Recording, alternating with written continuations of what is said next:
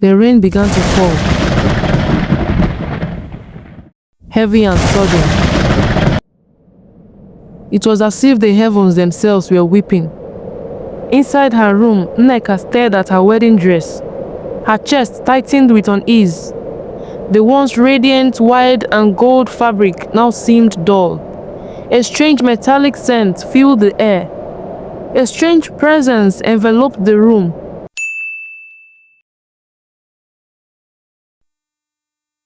Once upon a time, in a lush and vibrant Igbo village of Amakporo, there were two young girls, Nneka and Ginika. They were as close as sisters. They grew up together under the shade of an ancient Iroko tree that stood at the heart of the village, its roots sprawling like the stories passed down from generations to generations. Nneka was a striking beauty, with skin the color of a rich mahogany. She was graceful, soft-spoken and kind-hearted. Wherever she went, smiles followed. Ginika, on the other hand, was lively and bold, with a laugh that could fill a room. Although she was not as beautiful as Nneka, but she had a wit charm that made her well loved. The two girls were inseparable. They fetched water together. They made each other's hair under the mango tree. They danced at the moonlight festivals. When Nneka's parents died tragically in a fire accident, Ginika's family took her in, cementing their bond even further. As they grew older, their paths began to diverge.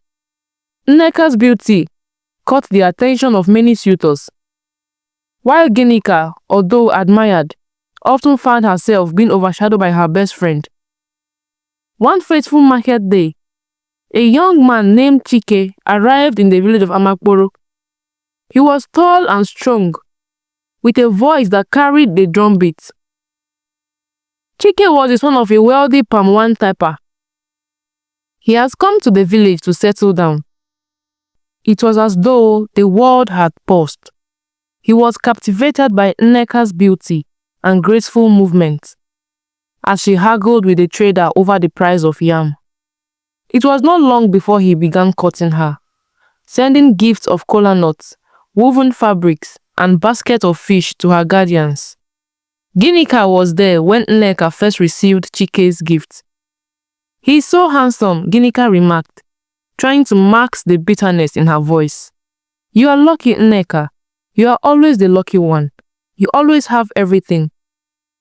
Nneka laughed and brushed off the comment, not noticing the flicker of envy in Ginika's eyes. As the weeks passed, Chike and Nneka's love blossomed. The villagers whispered about their perfect union, calling them the golden pair. Their engagement was announced in a grand fashion. Ginika smiled through it, but inside, a storm brewed. She couldn't understand why she always felt this way.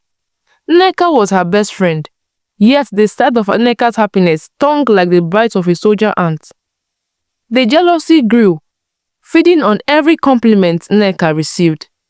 Every glance Chike gave her, Ginika began to withdraw, avoiding Nneka's cheerful chatter about wedding plans.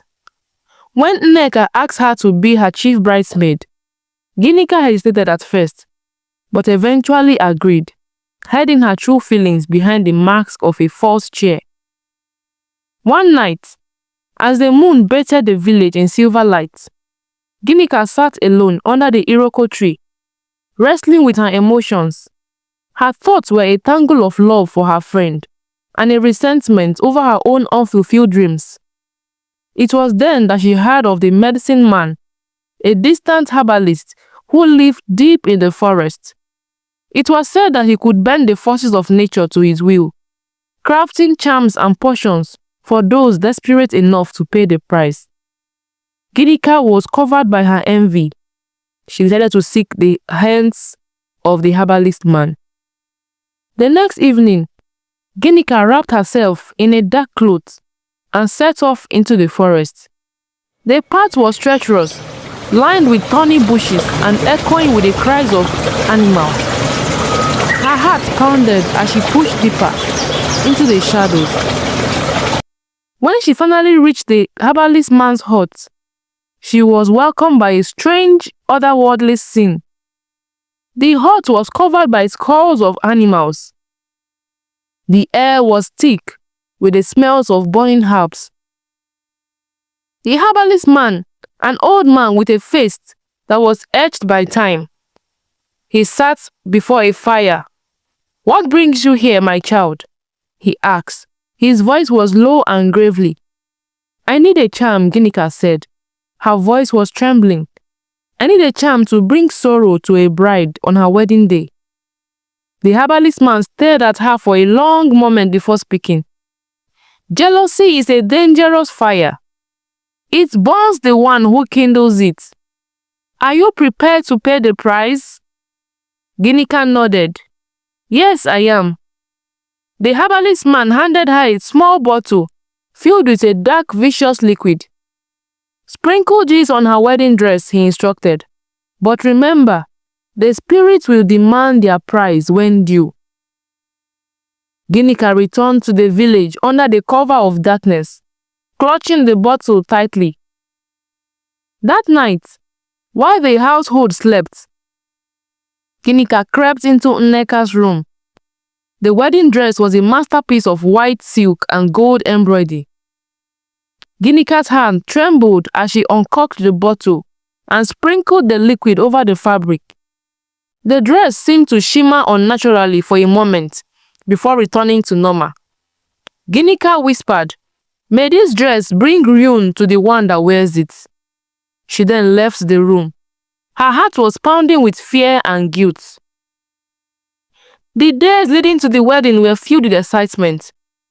The villagers were filled with preparations, and the women gathered flowers, the men were erecting canopies, and the children were rehearsing their roles in the procession.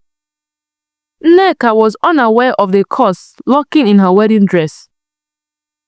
Ginika, however, could hardly look at her friend in the eyes. The weight of her betrayal gnawed at her, but she convinced herself it was too late to turn back.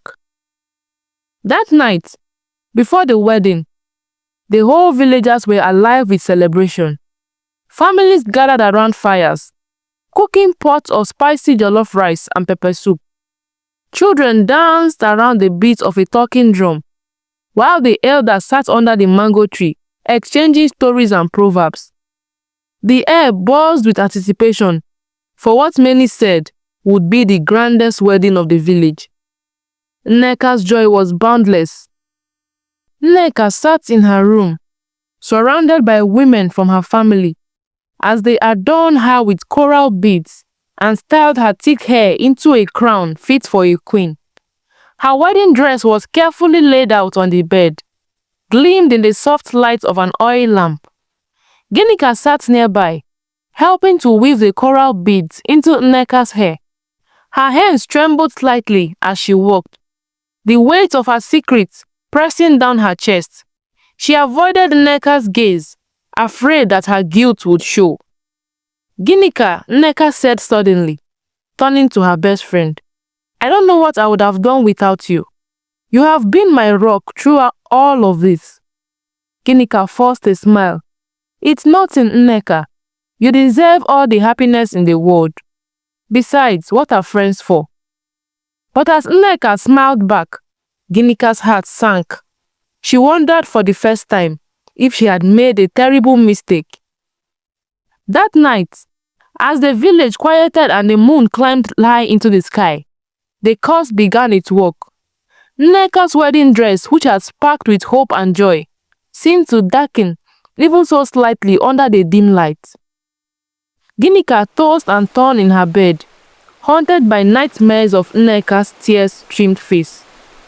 She awoke in a cold sweat, her chest tight with fear. For a brief moment, she considered sneaking back into Nneka's room to undo what she had done. But then she remembered the herbalist man's warning. The spirits will demand their price in due time.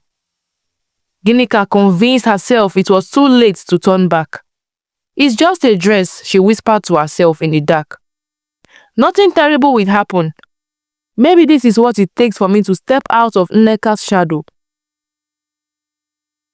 The sun rose over Amakoro, painting the skies in the hues of gold and crimson. The villagers were already awake, preparing for the grand celebration. Women carried baskets of food to the central square. Men adjusted the colorful canopies hung in the strings of palm fronds as decorations. Inside her room, Nneka stood before a mirror, dressed in her wedding gown. The white silk clung to the figure perfectly, and the gold embroidery shimmered like sunlight on water. The coral beads around her neck and wrist completed the look, making her appear a bit more similar to a queen. The women around her clapped and admired her. "Nneka, you look so much like a goddess," one of them exclaimed. But as Nneka admired herself inside the mirror, a strange unease settled over her. The dress felt heavier than it should be, as if she carried the weight of an unseen forces. She shook off the feeling, attributing the feelings to nerves. Ginika entered the room. Her heart skipped a beat when she saw Nneka in the coarse dress. Ginika forced a smile and said, "You look beautiful, Nneka." Nneka turned to her, beaming. "Thank you, Ginika. I wouldn't have gotten through this day without you." Ginika swallowed hard and nodded, unable to say more. The wedding procession began with drums and flutes, their melodies weaving through the village. Nneka stepped out, followed by her friends. She walked gracefully, her face was glowing with joy. But as she approached the central square, dark clouds suddenly gathered in the sky. The villagers looked up in confusion. There had been no sign of rain that morning. Besides, this is not rainy season. Without warning, a territorial downpour began. The rain was heavy and unrelenting, drenching every second. Nneka's wedding dress, once pristine, was now soaked and clinging to her body. Mud splashed onto the fabric, staining the white silk dress. The villagers gasped in horror.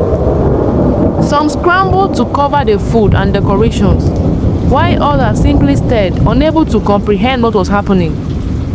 As if the rain was not enough, a loud commotion arose from the other end of the square.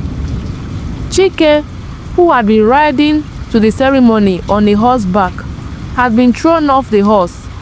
He lay on the ground, dazed and confused, while his groomsmen helped him on his feet. He looked around. His eyes was wide with panic. "Who are you people?" Chike asked. His voice was trembling. His groomsmen exchanged worries. "It's us, your friends, Chike. Are you all right?" But Chike shook his head. "I don't know any of you," he said. "I don't know anyone here."